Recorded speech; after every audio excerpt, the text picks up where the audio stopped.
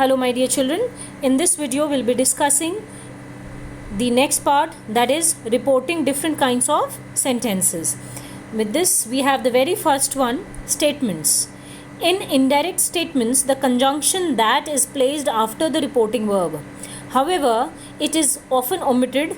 Indirect statements introduced by such verbs as say, tell, reply and inform.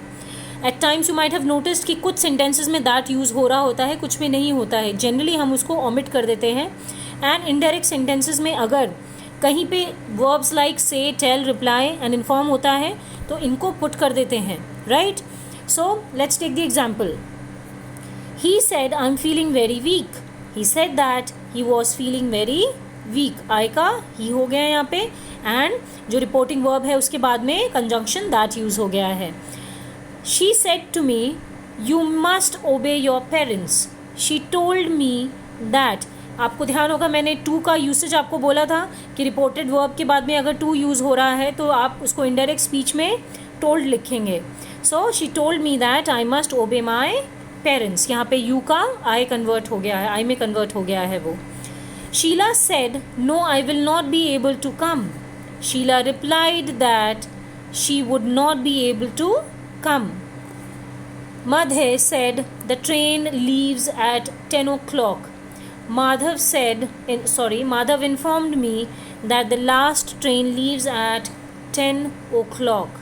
Okay, so यहाँ पे एक statement form जैसा है. ये क्या कर रहा है, ये इन्फॉर्मेशन दे रहा है. किस तरह से इन्फॉर्मेशन है, माधव ने बताया कि लास्ट ट्रेन कब जाने वाली है, 10 o'clock.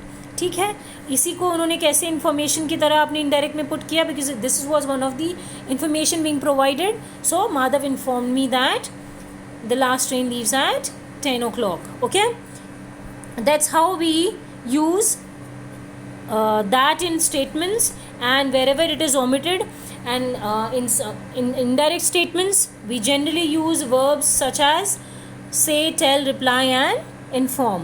Okay, now questions. In reporting questions, the indirect speech is introduced by verbs such as asked, inquired, etc. क्योंकि ये क्वेश्चन फॉर्म में है तो आप उसके अंदर रिप्लाई नहीं दे रहे हो, आप क्वेश्चन फॉर्म है तो क्वेश्चन पूछ रहे हो. ठीक है, सो आपके अगर वो रिपोर्टिंग क्वेश्चन है तो आप उसको इनडायरेक्ट स्पीच में कैसे रखेंगे, वर्ब्स में आप क्या लेंगे, आस्क्ड, इंक्वायर्ड. ये कौन से वाले हैं, रिपोर्टिंग वर्ब्स हैं. Let's take the other part. In indirect questions, the question form changes to statement form. That is, the verb is placed after the subject. हमेशा ध्यान रखिएगा, जब हम indirect questions को statement questions को form करते हैं तो उसको हम किस में change कर देते हैं, indirect में statement form में कर देते हैं. वो question form जैसा नहीं रहता है. And आपका verb कहाँ place हो जाता है, subject के बाद में, जो हमेशा से हम हर तरह के सेंटेंस में करते आए हैं. Right, let's take the example. He said where is the letter. He asked where the letter was. So in the above sentence you might notice he said where is the letter. ये complete question form है और ये direct question है. He said where is the letter, letter कहाँ है. इसी को जब आप इनडायरेक्ट में कन्वर्ट कर रहे हो तो सेड का आस्क्ड हो जाएगा और वेयर द लेटर वॉज हो जाएगा, क्योंकि this is being stated by somebody else. जबकि डायरेक्ट स्पीच में वो कौन कन्वे कर रहा था, इट वॉज द पर्सन और the speaker himself. Okay, let's move to the next one. If the question in direct speech begins with the question word, example who, what, which, when, WH words जो हैं उससे अगर आपका direct speech start हो रहा है and वो question form में है, this word serves as a link between the reporting verb and the reporting question. Let's take the example. Why did she come? Shekhar said. तो शेखर आपका सब्जेक्ट है, उसके बाद में आपके आ गया रिपोर्टिंग वर्ब, और why आपका क्या हो जाता है, डायरेक्ट स्पीच का स्टार्टिंग किससे हो रही है, क्वेश्चन वर्ड से हो रही है.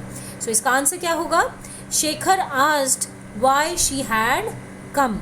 इसको हमने परफेक्ट में कन्वर्ट किया है. ठीक है, एंड आस्क्ड आपका second form of the verb हो जाएगा. So I hope you are able to understand how we are replacing. Said को आस्क्ड कर दिया और क्वेश्चन फॉर्म में था, तो उसको जब आप पुट कर रहे हो इनडायरेक्ट के अंदर तो आपका वो क्या हो जाएगा, एक स्टेटमेंट फॉर्म जैसा होगा, बट मीनिंगफुल होगा और उसका मीनिंग चेंज नहीं होना चाहिए, राइट?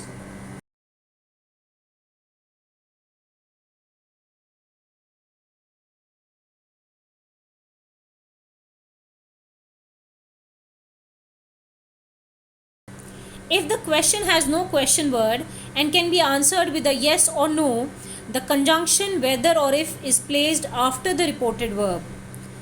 Example लेते हैं पहले. Do you know French? She said. She asked me if I knew French.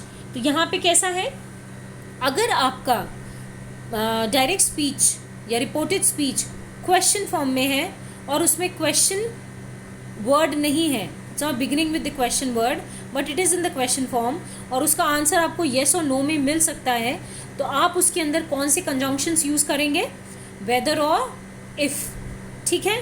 So reported verb में आप इन दोनों को रिपोर्टेड वर्ब के बाद आप वेदर एंड इफ को पुट करेंगे. ठीक है. So let's take the example again. Do you know French? She said. Said यहाँ पे क्या है, रिपोर्टेड वर्ब है, और do you know French, this is the question. इसी को जब हम इनडायरेक्ट स्पीच में कन्वर्ट कर रहे हैं तो क्या बनेगा, she asked me if I knew French. यहाँ पे आस्क्ड आपका second form of the verb हो जाएगा. इफ आपका आस्क्ड के बाद आ रहा है, दैट इज आपके रिपोर्टेड वर्ब के बाद में कंजंक्शन इफ आएगा. Okay. Commands and requests. In reporting commands and requests, the indirect speech is introduced by some verb expressing command or request and the imperative mood is changed into infinitive. ठीक है. इसके अंदर क्या है कि अगर आपके जो सेंटेंस है वो अगर reporting commands and request indirect speech में शो कर रहे हैं तो क्या होगा, बाय सम वर्ब एक्सप्रेसिंग, उसके अंदर जो वर्ब का यूसेज है वो क्या है, इट इज एक्सप्रेसिंग कमांड और रिक्वेस्ट एंड उसको इम्पेरेटिव सेंटेंस. आपको ध्यान होगा हमने कमांड, रिक्वेस्ट और ये किस में डिस्कस किया था, इम्पेरेटिव सेंटेंसेस के अंदर. तो यहाँ पे इम्पेरेटिव मूड है तो वो किस में चेंज हो जाएगा, इन्फिनेटिव में. इन्फिनेटिव क्या लेता है, टू लेता है हमेशा. ठीक है. So let's read the other part. In indirect commands and requests a verb such as tell, ask, order, command and request is followed by the person addressed and the to infinitive. Example लेते हैं. He said to his servant, bring me a glass of.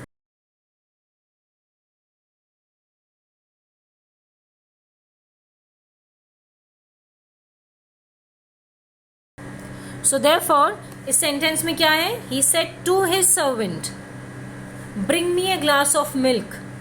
He ordered his servant to bring him a glass of milk. यहाँ पे bring से पहले जो verb आपकी use हुई है इसमें, other than the reporting verb, ordered is the reporting verb और above sentence में said is the reporting verb. So यहाँ पे आप to का यूसेज कहाँ कर रहे हो, रिपोर्टिंग वर्ब के बाद में जो अदर हेल्पिंग वर्ब है उसके साथ आप क्या यूज कर रहे हो, टू यूज कर रहे हो, that is the infinitive. Okay. Next sentence लेते हैं. Can you post this letter for me? She said. She requested me to post the letter for her. I hope you are able to understand how we use infinitives when we are talking about commands and requests. Exclamations. In reporting exclamations and wishes, the indirect speech is introduced by some verb which expresses an exclamation or a wish, such as exclaimed, praised, blamed, applauded, called to witness, wished, desired, etc. ये इस तरीके के जितने भी एक्सक्लेमेशंस हैं जो आपके feelings को एक्सप्रेस कर रहे हैं या आपके इमोशंस को एक्सप्रेस कर रहे हैं, इन वर्ड्स का हम यूसेज करते हैं कहाँ पे, रिपोर्टेड एक्सक्लेमेशंस में. एंड आप इसको इनडायरेक्ट स्पीच में इस तरह से पुट करते हो. ठीक है. Let's take the example. What a beautiful house you have, my friend said. My friend exclaimed that I had a very beautiful house. Said का यहाँ पे एक्सक्लेम्ड हो जाएगा क्योंकि उन्होंने अपना एक the person has expressed his excitement, happiness. Okay. Alice said how clever you are. Alice exclaimed that I was very clever. Bravo, you have done well, the principal said. The principal applauded the boy for doing well. So आपको ये according to the usage of the reported verb in the reported speech आपको ध्यान रखना है कि वो indirect में उसका रिप्लेसमेंट कौन से वर्ड से होगा, वो आपको अपने दिमाग में रखते हुए प्रॉपर यूसेज के साथ वाइसली थॉट प्रोसेस के साथ आप उसको पुट करेंगे. Okay, here are some more reporting verbs children. तो आप इनको भी आप यूज़ कर सकते हो. Declare, state, inform, propose, maintain, announce as per the structure of the sentence, as per the demand of the reported verb, as per the demand of the reported speech. आप इसको जब कन्वर्ट कर रहे होंगे indirect में तो आप इनका यूसेज कर सकते हैं. ठीक है. when the spoken sentence is by way of a reply to a question, we can use answer, reply, respond. at times you might have seen कि सेंटेंस फॉर्मेशन हुआ है और उसको वो ऐसे साउंड कर रहा है एज इफ एक क्वेश्चन का आप रिप्लाई कर रहे हो. ठीक है. तो आप उस जगह आंसर, रिप्लाई, रिस्पॉन्ड इस तरीके के वर्ड्स का यूसेज कर सकते हो. Some verbs for reporting imperative sentences, उसमें कौन से हैं? Order, command, tell, advice, pray, suggest. ये few of them are there. और भी बहुत हैं बट ये मैंने सिर्फ एग्जाम्पल के लिए आपको समझाने के लिए लिखा है इसमें कि अगर इम्पेरेटिव सेंटेंसेस में अगर आपको यूज़ करना है तो you can use these verbs, right, reporting verbs as per the structure of the sentence and the demand of the sentence.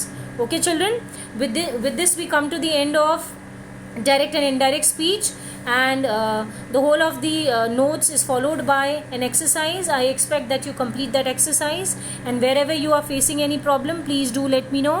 Thank you so much.